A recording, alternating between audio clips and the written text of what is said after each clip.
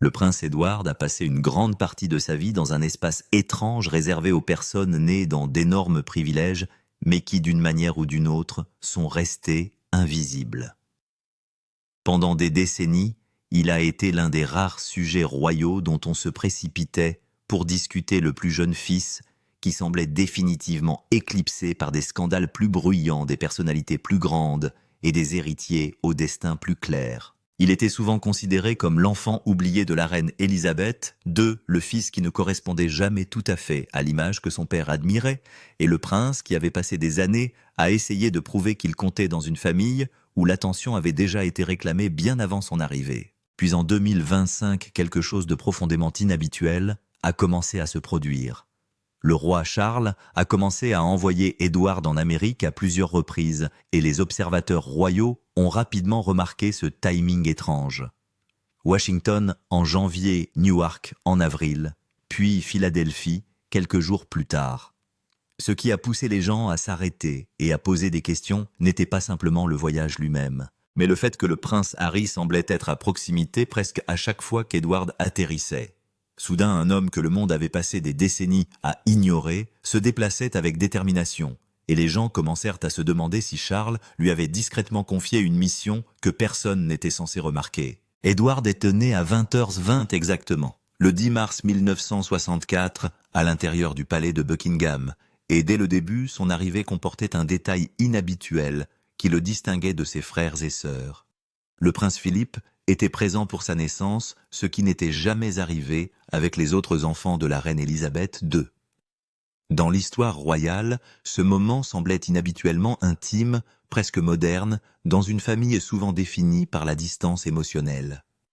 Cela suggérait de la chaleur, de la proximité et peut-être même un avenir différent pour le plus jeune prince. Mais ce tendre début finira par se heurter à une réalité bien plus dure. Philippe était peut-être présent à la naissance d'Édouard, mais il a ensuite tenté de donner à son plus jeune fils une version de lui-même. Il admirait la discipline, la ténacité, la force militaire et la retenue émotionnelle. Édouard, cependant, semblait construit différemment depuis le début. Il était plus calme, plus doux et bien moins agressif que le moule que son père respectait. Et cette différence allait devenir l'un des combats déterminants de sa vie. Au moment où Édouard entra dans la dynamique de la famille royale, bon nombre des rôles principaux semblaient déjà occupés. Charles avait déjà 16 ans et se préparait pour le trône. La princesse Anne avait développé sa propre identité féroce et le prince Andrew était déjà devenu une source d'attention. Édouard est arrivé comme le 4e et plus jeune enfant d'une famille où la fascination du public s'était déjà attachée à ses frères et sœurs aînés. Même en tant que prince, il se sentait souvent comme une réflexion secondaire dans sa propre histoire. Cette invisibilité l'a suivi jusqu'à son enfance et a façonné la façon dont le monde le percevait. Dans une monarchie fondée sur la hiérarchie, le symbolisme et l'attention constante du public, Édouard est devenu le personnage royal que le peuple oublie souvent de mentionner. Non pas parce qu'il manquait de valeur, mais parce que les histoires plus bruyantes le noyaient constamment. Alors que d'autres faisaient la une des journaux, Édouard a discrètement disparu à l'arrière-plan. Et, au fil du temps, ce silence est devenu une partie de son identité. Comme ses frères avant lui, Édouard a été envoyé à Gordonstoun, le pensionnat écossais notoirement exigeant, qui a également façonné le prince Philippe, le roi Charles et le prince Andrew. L'école avait une réputation brutale, fondée sur les difficultés physiques, la discipline stricte, le temps glacial et la force émotionnelle.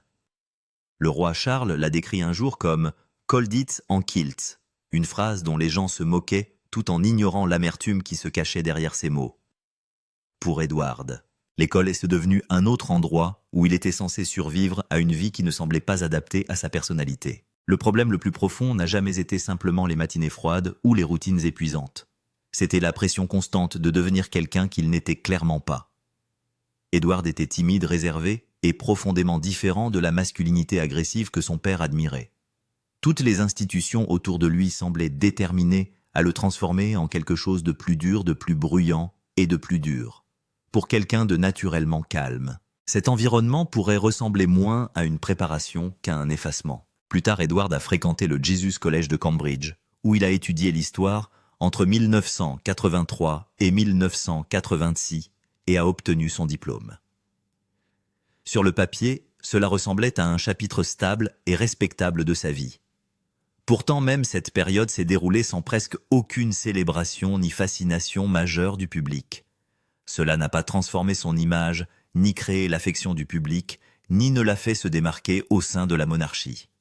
Comme tant de chapitres de sa vie, cela s'est simplement déroulé tranquillement. Même alors des questions le suivaient, des rapports ont ensuite suggéré que ses notes académiques n'étaient pas particulièrement impressionnantes, ce qui a amené les critiques à murmurer que le privilège royal aurait pu ouvrir des portes qui seraient restées fermées pour d'autres.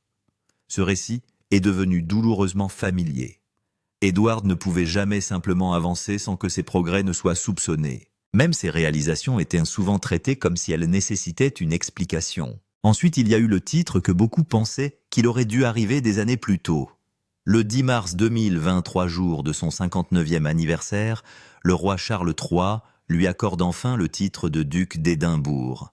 C'était un titre profondément lié au prince Philippe, qu'il avait porté de 1947 jusqu'à sa mort en 2021.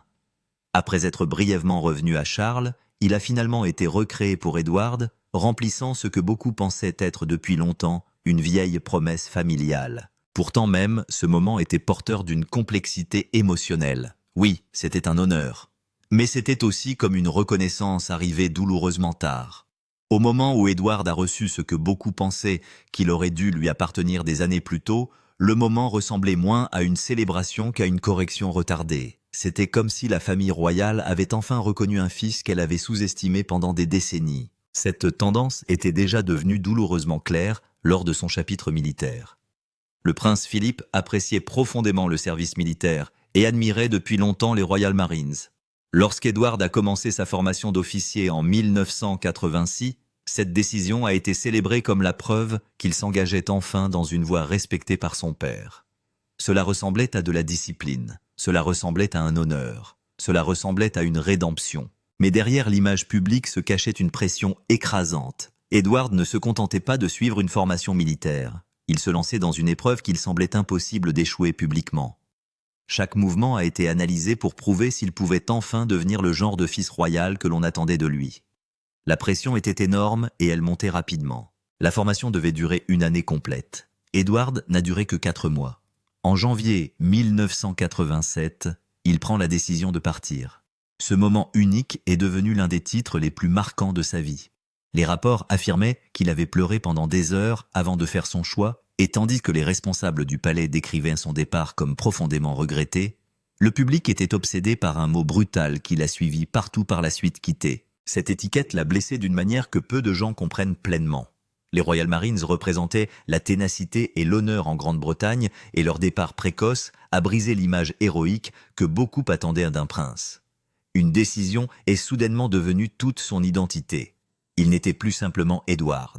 Il est devenu le prince qui a démissionné. Ce qui rendait la situation encore plus compliquée, c'était ce qui se passait à l'intérieur du palais. En public, les responsables royaux sont restés froids et distants. Mais des rapports ultérieurs ont suggéré que le prince Philippe aurait pu être plus compréhensif en privé que beaucoup ne le pensaient. Alors que les articles le décrivaient initialement comme furieux et embarrassé, d'autres récits suggéraient qu'il comprenait les limites de son fils bien plus que ne l'admettaient les tabloïds. La reine, cependant, aurait été beaucoup moins indulgente. Dans la vie royale, le devoir est traité presque comme une loi sacrée. Le départ d'Édouard a été perçu comme un abandon du service de la tradition et des attentes familiales. Charles avait servi. Andrew avait servi. La décision d'Édouard ressemblait à une rupture douloureuse dans cette tendance, et les biographes ont décrit plus tard la reine comme profondément déçue. Puis les médias ont transformé son humiliation en divertissement. Les médias américains se sont moqués de lui, le qualifiant de faible. Les tabloïds britanniques le dépeignent comme doux, fragile et embarrassant. Les gros titres étaient obsédés par les informations selon lesquelles il aurait pleuré avant de partir. L'histoire est devenue plus grande que la réalité. Et le ridicule public s'est transformé en une réputation qui l'a suivi pendant des années. Et juste au moment où il semblait que les choses ne pouvaient pas empirer, Édouard a pris une autre décision qui a poussé les critiques publiques à la moquerie pure et simple. En juin 1987, il s'implique fortement dans un étrange événement télévisé caritatif appelé It's a Royal Knockout. Ce qui était censé être amusant est rapidement devenu un embarras national, et pour beaucoup de gens. Cela a confirmé leurs pires hypothèses sur un prince qui semblait incapable de trouver sa place dans la vie royale. Pour Edward, les dégâts devenaient profondément personnels, et son long combat pour se redéfinir ne faisait que commencer. Il a été tourné à Alton Towers et mélangé des membres de la famille royale, des célébrités, des costumes idiots et des jeux ridicules, de manière à faire ressembler la monarchie moins à une institution qu'à un cirque télévisé. Edward n'avait que 23 ans, et il semblait croire que c'était une façon nouvelle et amusante de collecter des fonds. Mais dès le départ, l'idée a mis les gens mal à l'aise. Selon certaines informations, la reine et le prince Philippe en étaient mécontents, et le personnel du palais craignait que cela ne porte atteinte à la dignité royale. Edward a quand même décidé de le faire, et ce choix est devenu l'un des faux pas royaux les plus évoqués des années 1980. L'événement avait pris de l'ampleur, ce qui n'avait fait qu'aggraver les conséquences. Des noms célèbres y ont participé, notamment John Cleese, Christopher Reeve et Eddie Grant de l'équipe jaune d'Edward. Environ 18 millions de personnes l'ont regardé en Grande-Bretagne et des rapports ultérieurs ont affirmé que plus de 400 millions de personnes l'avaient vu dans le monde.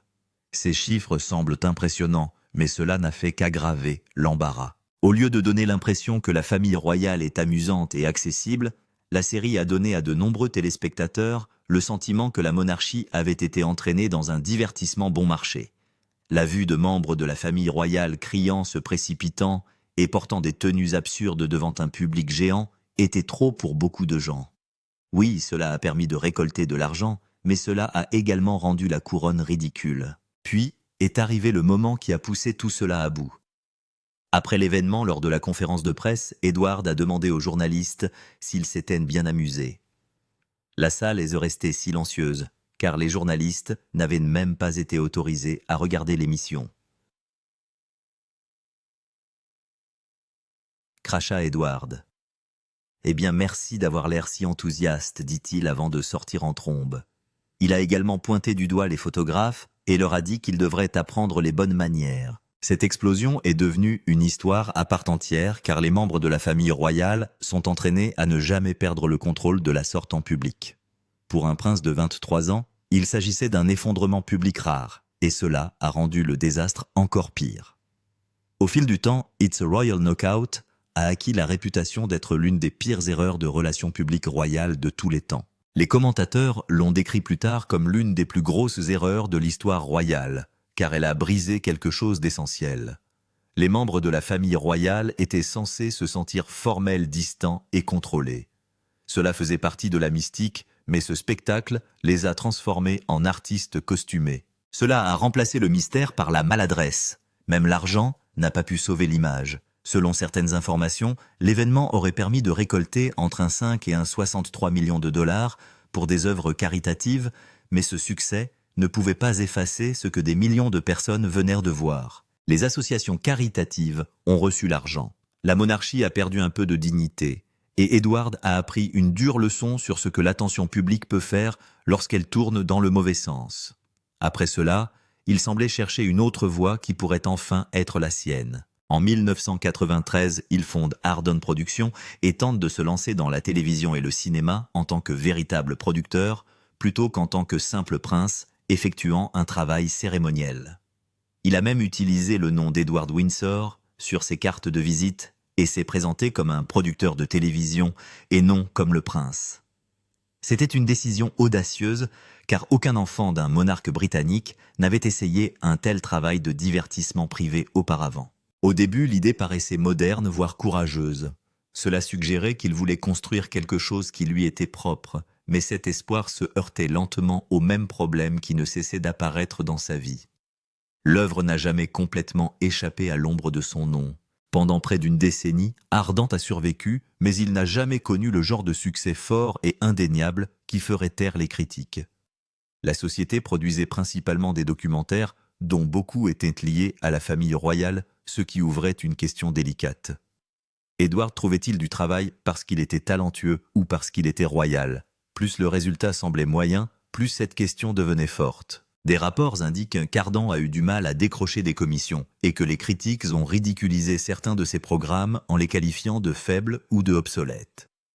Au lieu de faire ses preuves, Edward semblait à nouveau coincé entre l'ambition et la suspicion. Les dégâts les plus importants sont survenus lorsqu'Ardan a envoyé une équipe de tournage pour filmer le prince William à l'université St Andrews sans l'autorisation du palais de Buckingham. Cela n'a pas été considéré comme une petite erreur. Au sein de la famille, cela a été traité comme un grave abus de confiance. Le palais était furieux. Le prince Charles aurait également été en colère, et dans une entreprise comme celle d'Edward, la confiance était primordiale. Une fois cela fissuré, le reste est devenu très difficile à sauver. Sa carrière télévisuelle ne s'est pas effondrée en une seconde dramatique, mais après cela, la fin lui a semblé proche. Puis un autre scandale a ajouté de la pression exactement au mauvais moment. En 2000, Sophie, l'épouse d'Edward, a été secrètement enregistrée par un journaliste de News of the World se faisant passer pour une cliente. Sur la cassette, elle a fait des commentaires sur les hommes politiques et la famille royale, et l'histoire a explosé dans la presse. Edward n'était pas à l'origine de ce scandale, mais cela lui faisait quand même mal, car à ce moment-là, l'image publique du couple était devenue liée. La famille royale était déjà inquiète de la direction commerciale d'Edward, et maintenant, une autre vague d'embarras s'abattait sur la maison. Cela a aggravé une mauvaise période. En mars 2002, Edward a quitté Ardan pour se concentrer sur ses fonctions royales, et la société a ensuite été dissoute en juin 2009. La fin a été particulièrement douloureuse en raison de son apparence petite et vide. Un rapport indique que les investisseurs ont investi près de 2,2 millions de dollars et se sont retrouvés avec presque rien, les actifs de l'entreprise étant tombés à seulement 40 dollars. 27 à la liquidation. Ce nombre est devenu un symbole non pas parce qu'il était énorme, mais parce qu'il était si petit. Le rêve n'avait pas simplement échoué, il s'était réduit à néant. Et pourtant, au milieu de toutes les entreprises ratées et des erreurs publiques, il y avait une partie de la vie d'Edward qui s'est déroulée de manière très différente. Sa relation avec Sophie Rhys-Jones n'a pas commencé comme un conte de fées. Ils se sont rencontrés pour la première fois en 1987, mais pas à un moment royal magique. Edward sortait avec son ami à l'époque, donc Sophie était simplement au bord de l'histoire. La véritable connexion s'est produite plus tard, en 1993, lorsqu'ils se sont retrouvés lors d'un événement caritatif de tennis. Edward l'a invité à jouer au vrai tennis, et à partir de là, le lien s'est lentement développé. Cette lenteur fait partie de ce qui distingue la relation. Ils ne se sont pas précipités. Ils sont sortis ensemble pendant des années, et au moment où ils se sont fiancés, en 1999, la relation était vraiment profonde. Lorsqu'Edward a fait sa demande en décembre 1998, la bague elle-même a attiré l'attention. C'était élégant, mais aussi beaucoup plus cher que ce à quoi beaucoup de gens s'attendaient pour une romance aussi tranquille. La pierre centrale était un diamant ovale de 2 carats, avec 2 diamants en forme de cœur sur les côtés, le tout serti dans de l'or blanc, 18 carats. Réalisé par Asprey et Garrard, il était estimé à 105 000 dollars. Les fiançailles ont été annoncées le 6 janvier 1999 et la bague est rapidement devenue l'un des détails les plus évoqués. Mais ce qui comptait le plus, c'était ce que représentaient les fiançailles. Pour une fois, Edward n'était pas le prince incertain essayant de faire ses preuves en public. Il avait l'air installé. Bien sûr, calme. Leur mariage le 19 juin 1999 à la chapelle Saint-Georges du château de Windsor a suivi le même ton. Edward a été nommé comte de Wessex quelques heures seulement avant la cérémonie. Mais même avec ce titre, le couple a gardé l'événement inhabituellement discret. Il n'y a pas eu d'exposition géante de style étatique, pas de grand spectacle militaire, pas de tentative de transformer cette journée en un spectacle national massif. Il voulait un mariage en famille, pas un spectacle. En termes royaux, ce choix était inhabituel et rendait la journée plus personnelle que grandiose. C'est peut-être l'une des raisons pour lesquelles la reine Élisabeth II aurait tant aimé ce mariage. Les récits royaux l'ont souvent décrit comme l'un de ses mariages familiaux préférés. C'était calme, élégant et libre de la tension qui accompagnait souvent les grands événements royaux. Au fil du temps, Sophie est également devenue l'une des compagnes les plus proches de la reine des rapports, la décrivant plus tard comme étant apaisante et même comme une fille. Cela donnait au mariage un poids supplémentaire au sein de la famille. Ce n'était pas seulement stable. Cela correspondait au sentiment de confort et de confiance de la reine. Le prince Édouard n'a jamais ressemblé au royal qui finirait par porter l'un des plus grands héritages du prince Philippe. Et pourtant, c'est exactement ce qui s'est passé. Lorsque Philippe se retira de la vie publique, Édouard s'installa tranquillement dans l'un des espaces les plus importants que son père avait construit le prix du duc d'Édimbourg. Il ne s'agissait jamais d'un petit projet parallèle niché dans le monde royal. Au moment du décès du prince Philippe, en 2021, le prix s'était actif dans plus de 130 pays et avait touché plus de 8 millions de jeunes dans le monde. Édouard est devenu administrateur puis président du Conseil international, ce qui signifiait qu'il ne se contentait pas de protéger une tradition familiale. Il aidait à diriger un vaste programme mondial qui changeait des vies chaque année. Et d'une manière ou d'une autre, même avec des chiffres aussi importants, la plupart des gens remarquaient à peine ce qu'il faisait. Cette tendance discrète s'est réapparue en 2018 lorsqu'Édouard a effectué une tournée royale aux États-Unis bien plus importante que la plupart des gens ne le pensent. Pendant 12 jours, il a parcouru 9 villes et assisté à plus de 40 événements en soutien au Duke of Edinburgh's Award USA. Il a commencé à Washington DC, puis a traversé des endroits comme Philadelphie, Chicago, Boston, Newport et New York. Arrêt après arrêt, il a rencontré des jeunes qui avaient remporté des médailles d'or, ce qui est le niveau le plus difficile de tout le programme. Le rythme était intense. Le programme était chargé. C'était le genre de tournée qui ferait normalement la une des journaux si un royal plus célèbre l'avait fait. Mais avec Édouard, cela s'est passé presque sans bruit, ce qui en dit long sur la façon dont son plus grand travail se déroule souvent à la vue de tous, tandis que le public regarde ailleurs. Et la vérité est que ce n'était pas nouveau pour lui. Bien avant que les gens commencent à parler d'Édouard comme de l'un des travailleurs fiables de la monarchie, on lui confiait déjà d'importantes fonctions publiques. En 1990, il ouvre les Jeux du Commonwealth en Nouvelle-Zélande. Puis en 1998, il les rouvrit en Malaisie. Ce n'étaient pas de petites apparitions. Les Jeux du Commonwealth sont d'immenses événements internationaux suivis dans de nombreux pays et étroitement liés au rôle plus large de la famille royale dans le Commonwealth. Ainsi, même des années avant que le prince Philippe ne se retire définitivement de ses fonctions publiques en 2017. Édouard était déjà présent sur les grandes scènes mondiales pour la famille. Il faisait un travail sérieux très tôt. Il ne recevait tout simplement pas le genre d'attention qui en découle habituellement. La même histoire s'est poursuivie en 2006, lorsqu'Édouard est devenu vice-patron de la Fédération des Jeux du Commonwealth. Sur le papier, cela peut paraître formel et lointain, mais le sens était bien plus vaste que le titre lui-même. Le prince Philippe avait été président de la fédération de 1955 à 1990. Édouard assumait donc un rôle qui avait déjà un fort poids familial. Cela signifiait des voyages, des réunions, des apparitions publiques et une présence internationale constante. En d'autres termes, cela signifiait un vrai travail. Mais encore une fois, ce qui était étrange chez Édouard, c'était que même lorsque ses responsabilités étaient clairement importantes, elles se transformaient rarement en grands moments publics. Sa carrière royale paraissait souvent tranquille de l'extérieur, même lorsqu'elle contenait une réelle substance en dessous. Puis, le 10 mars 2023, tout s'est réuni d'une manière profondément personnelle. Le jour de son 59e anniversaire, le roi Charles a donné à Édouard le titre de duc d'Édimbourg. Ce titre avait été attribué pour la première fois au prince Philippe en 1947 lorsqu'il épousa la princesse Élisabeth.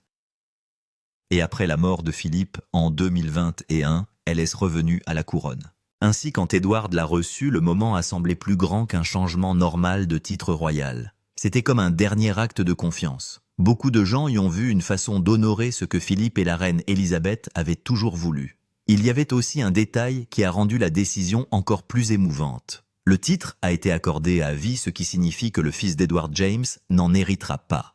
Cela donnait à ce moment une signification très claire. Il ne s'agissait pas d'établir une longue ligne future. Il s'agissait de reconnaître Édouard lui-même.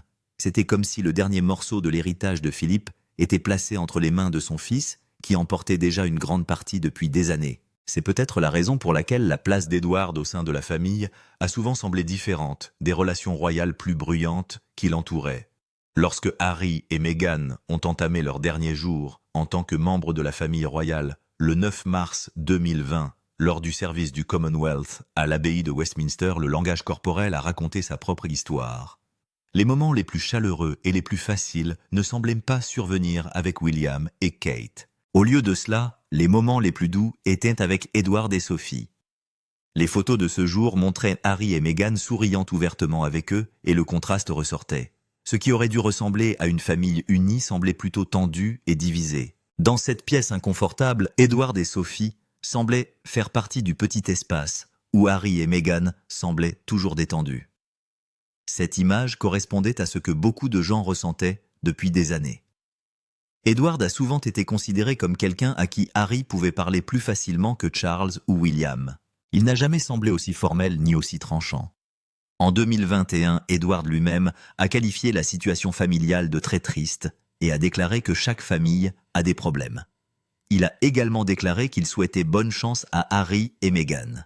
Puis, il a ajouté « Je reste loin de ça ». C'était une réponse prudente, mais cela ressemblait aussi aux paroles de quelqu'un qui comprenait à quel point la situation était devenue douloureuse. C'est important parce que Harry a si souvent semblé coincé entre le devoir royal et la blessure privée. Le rôle d'Edward dans cette histoire n'a jamais été bruyant, jamais dramatique, et c'est peut-être exactement pour cela que c'était important. Il se sentait peut-être plus en sécurité avec Harry parce qu'il ne subissait pas la même pression. Cette confiance discrète est devenue encore plus intéressante une fois qu'Edward a commencé à être envoyé aux États-Unis pour des fonctions royales majeures. Le 9 janvier 2025, le roi Charles l'envoya à Washington D.C.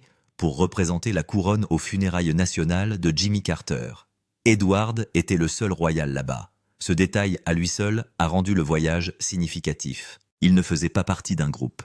Il portait à lui seul tout le poids de la représentation royale siégeant parmi les dirigeants du monde et remplaçant le roi lors d'une occasion internationale sérieuse.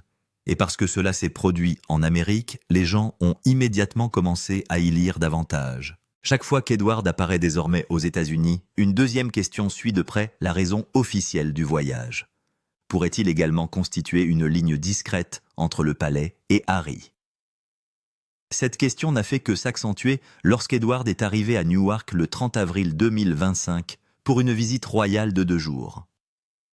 Le timing a attiré l'attention car il s'est produit environ une semaine après que Harry et Meghan soient apparus ensemble au Time Sense Summit à New York. Il n'y a pas eu de réunion publique entre Edward et Harry. Il n'y avait aucun signe ouvert de contact privé. Mais cela a presque rendu la spéculation plus forte et non plus faible. Avec Edward, les gens ne s'attendent pas à du bruit. Ils s'attendent à un mouvement silencieux. Et parce qu'il est considéré comme un personnage fiable, peu dramatique, et auquel Charles lui fait confiance, sa présence en Amérique crée toujours le même sentiment que quelque chose de plus grand pourrait se produire dans les coulisses, même si personne ne le dit à voix haute. C'est pourquoi certaines des idées les plus fortes autour d'Edward ne reposent pas sur une seule citation ou un seul événement. Ils viennent du modèle. Les observateurs royaux ont souvent suggéré que Charles confie à Edward des tâches très spécifiques lorsqu'il voyage en particulier aux États-Unis, car Edward est l'une des rares personnes à pouvoir se déplacer avec précaution sans que tout ne devienne un problème plus grave. Certains reportages suggèrent même qu'Edward a plus de sympathie pour Harry que ce que l'on pense et qu'il pourrait croire que Charles devrait parler correctement à son fils et essayer d'aller de l'avant. Rien de tout cela ne prouve un rôle secret, mais cela explique pourquoi la rumeur reste vivante.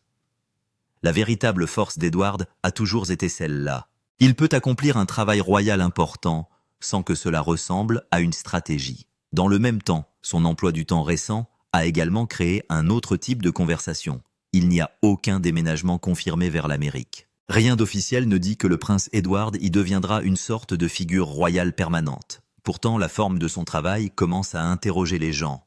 En avril et mai 2025, il était à Philadelphie pour un programme de 2 jours lié à l'International Award USA du duc d'Édimbourg. Il s'est également acquitté d'autres tâches à l'étranger au nom du roi Charles au cours de l'année. Cela ne veut pas dire qu'il suit le chemin d'Harry de manière directe, mais cela crée une image similaire. Une figure royale, dont la présence à l'étranger, devient plus visible et peut-être plus significative que ce que les gens remarquent chez eux. D'une certaine manière, cela correspond à toute l'histoire d'Edward. Son travail semble souvent s'imposer plus fortement en dehors de la Grande-Bretagne qu'à l'intérieur de celle-ci. À l'étranger, ses visites sont considérées comme des affaires officielles sérieuses. Dans des endroits comme Philadelphie et le Canada, il n'a pas été présenté comme un espace de remplissage royal supplémentaire. Il a été utilisé comme représentant de confiance du roi. C'est important, car pendant des années, Edward a été l'un des membres de la famille royale les plus faciles à ignorer. Il n'était pas celui qui était dramatique, ni celui qui était glamour, ni celui que les tabloïds poursuivaient tous les jours. Pourtant, plus il travaille, plus il apparaît utile, notamment dans la vie internationale de la monarchie. Il y a une étrange ironie dans le fait que le public étranger semble souvent reconnaître sa valeur plus clairement que les médias britanniques ne l'ont jamais fait. Et peut-être qu'une partie de cette valeur plus profonde vient de sa propre histoire personnelle au sein du système. Edward et Harry sont des hommes très différents, et leurs histoires ne sont pas les mêmes, mais il existe toujours un lien émotionnel entre eux. Edward a été poussé dans une structure royale stricte après avoir quitté les marines et s'est ensuite pleinement investi dans les fonctions royales. Harry, des années plus tard, a choisi de quitter complètement la vie royale en première ligne en 2020. Dans les deux cas, l'institution s'est concentrée sur l'individualité et plus à l'aise sur l'obéissance. La différence, c'est qu'Edward est resté. Il a absorbé la pression. Harry s'éloigna. Cela rend l'histoire d'Edward plus calme, mais à certains égards plus triste. Cela soulève la possibilité qu'il ait compris la frustration d'Harry, non pas parce qu'il était d'accord avec tous les choix, mais parce qu'il savait ce que cela faisait d'être façonné par un système qui laisse peu de place pour respirer. Puis sont arrivées les pertes personnelles qui ont tout changé. Edward a perdu le prince Philippe en avril 2021 et la reine Elisabeth II en septembre 2022 à seulement 18 mois d'intervalle. Cela n'a pas seulement porté un coup dur à l'intérieur de la famille, cela a également changé le centre de la monarchie elle-même. Philippe et Elisabeth constituaient le noyau émotionnel et symbolique de la vie royale depuis des décennies. Une fois partie, toute la structure a changé. Charles devint roi tout en faisant face à la pression d'un nouveau règne. Le rôle de William devint plus lourd. Harry resta en dehors du système principal. Soudain, la famille avait besoin de personnes sur qui on pouvait compter sans créer de bruit supplémentaire. Dans ce nouveau paysage royal, la présence constante d'Edward comptait plus qu'auparavant, et à ses côtés, tout au long de ce changement, se trouvait Sophie. Son rôle dans l'histoire d'Edward est impossible à ignorer. Elle l'a épousé en 1999 et devenue royale, travaillant à plein temps en 2002 et au fil du temps a dirigé plus de 70 œuvres caritatives et organisations. Avant la vie royale, elle avait travaillé dans les relations publiques et venait d'un milieu bien plus ordinaire que la plupart des gens au sein de la machine du palais. Cette différence semble les avoir aidés tous les deux.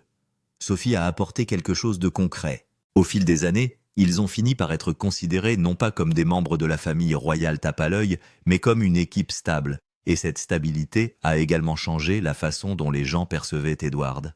Il commença à paraître moins gêné, plus posé et beaucoup plus confiant.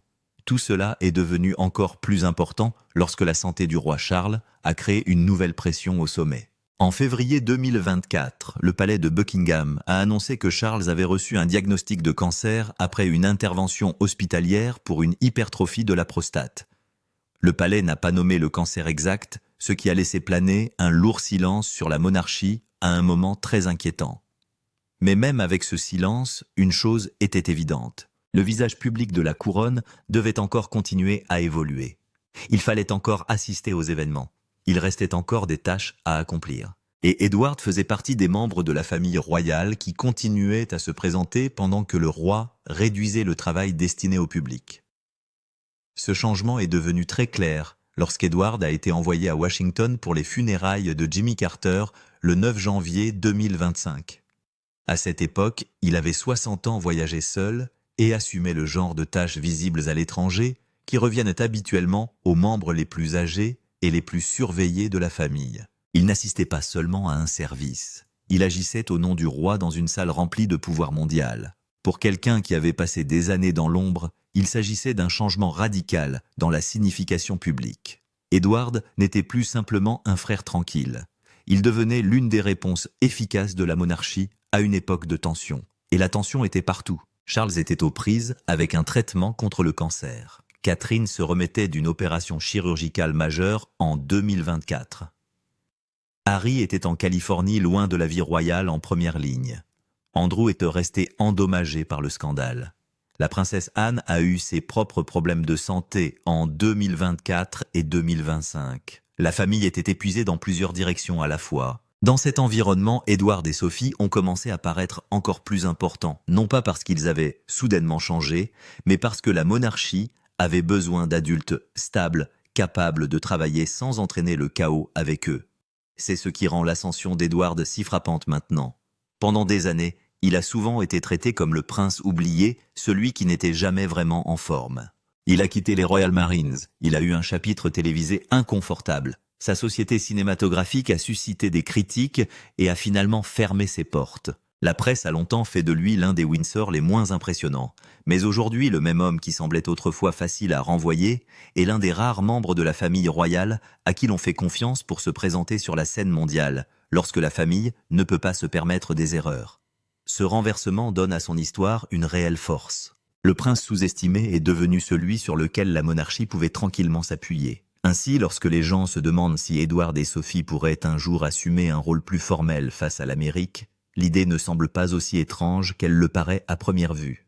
Rien d'officiel ne dit que cela se produit. Il s'agit encore de spéculations, mais ce ne sont pas de vaines spéculations. Édouard dispose déjà d'un réseau international construit grâce au prix du duc d'Édimbourg, qui opère dans plus de 120 pays et comprend 61 autorités nationales de récompense au sein de la structure plus large. Il a déjà des années de travail à l'étranger derrière lui, depuis les événements du Commonwealth jusqu'aux visites de récompense à la représentation diplomatique. Et comme les États-Unis restent un espace de soft power si important pour la monarchie, il est facile d'imaginer pourquoi les observateurs royaux reviennent toujours à la même idée. Si jamais la couronne a besoin d'un personnage de confiance stable et discret pour ses fonctions face à l'Amérique, Édouard correspond presque parfaitement à la forme de ce rôle.